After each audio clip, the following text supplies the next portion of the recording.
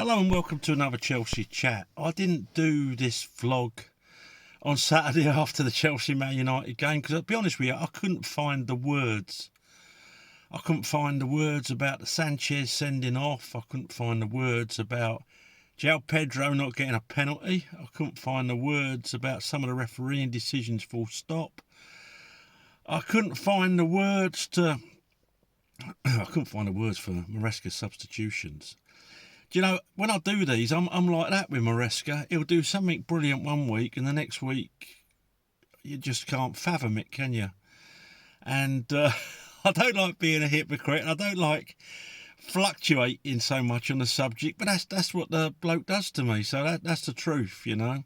So I didn't put one of these out. I don't do these for clicks, as you know. I do them because we've got a nice little community, and we all chat about things. I'm away at the moment anyway, and yes, I couldn't. When the team sheet come out on Saturday, and we had Sanchez in goal, which I'm never happy about, but that's what we're lumbered with. We had Reece James at right back where he should be, Fofana, Chalobah, and I think without Colwell in, that's our strongest sort of centre back partnership. And Cucurella at left back, and then in midfield, obviously Caicedo and Enzo, and then we had Neto, Cole, and Esteval with João Pedro up front. I thought that's a strong side, and we came out, and there was nothing. There was great big gaps between the midfield and the defence and João Pedro. There were just gaps everywhere, and United just played into those. United, who are one of the worst United sides I think I've ever seen. Maybe that lot that got relegated, was it in the 70s or 80s? They were probably worse, but they're shocking. And we played right to their strengths. And so the goalkeeper, you can't do nothing about the goalkeeper getting sent off. Well, you can. He didn't have to do what he did. There was two defenders getting back. He should have probably stayed, I don't know, on his 6-yard line, maybe 8 yards out, trying to narrow whatever was coming at him. But no, he went for it, and as soon as he touched that bloke, he must have known he was off. Enzo Maresca said he would have rather him just let a goal in, which I don't think that was nailed on anyway, and stayed on the pitch, and I agree with him, because you would have still had 90 minutes to get a goal back. But anyway, it is what it is. It's Robert Sanchez, isn't it? Again, a couple of world-class saves one game, total cock up the next, and that cost us the game. It just changed the game, didn't it? I know Casemiro had got sent off later on in the game, but that idiot Maresca, when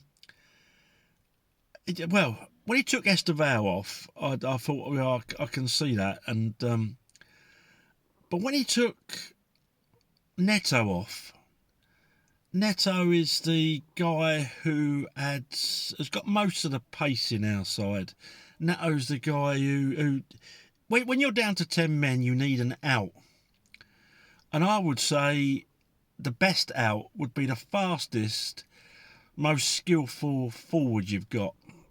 And essentially, that's Neto.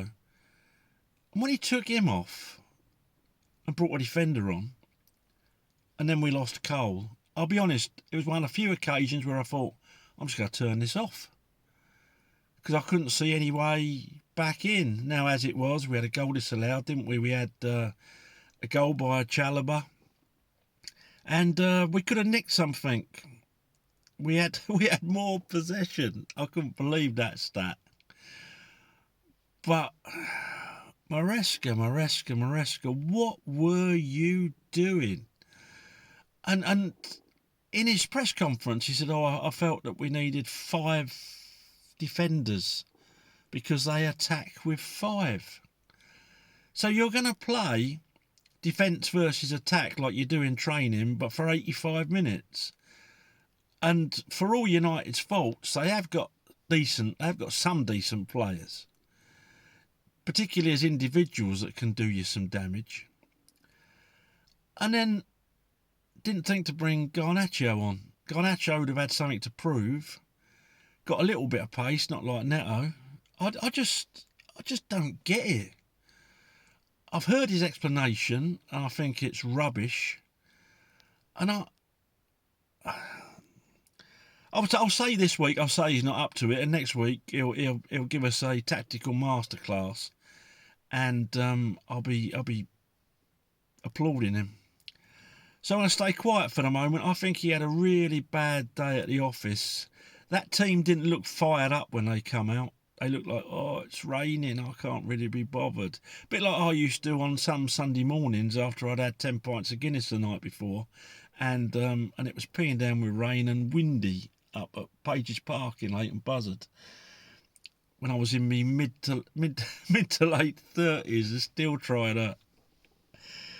trying to trudge around a football pitch. That's what they look like. The difference being that they're fit athletes and they're on between 150 and 300 grand a week, depending on what newspaper you read.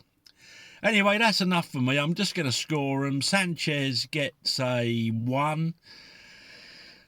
Over at right back, Reece James, I thought he did a pretty decent job. I thought without him we would have been stumped. Reece is, in actual fact, Reece is going to be my man of the match with an 8. Fofana inside gets a 6.5. Chalobah gets a 6.5. Cucurella gets a 6.5. Caicedo gets a 7. He weren't at the races. He weren't his normal self. Enzo just wanted to pick a fight with everyone and didn't really contribute much to the game at all. He gets a 3. In front of them, it's almost impossible to score the other lads. They weren't on long enough, were they? So I'm not going to score them.